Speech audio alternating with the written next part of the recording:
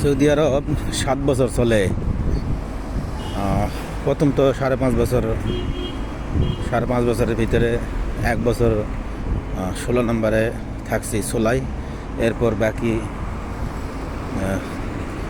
4.5 বছর থাকলাম মালাজে। তারপর বাড়ি থাকলাম 1 বছর। এসে 7 বছর চলে। তো যাই হোক, হারায় আসলাম, এখন বর্তমান হারাতে আছি।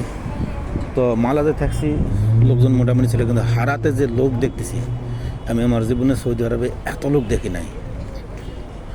হারার একটা গলির সমান লোক পুরা মালাজে হবে না, মানে আজনবী এত পরিমাণ লোক আছে হারাতে, প্রচুর। আজকে যে চাঁদরাত, আজকে মানুষের ভিড়ে দেখা গেছে কেনাকাটা বেচা কিনা, মানুষের মারামারি পর্যন্ত হয়।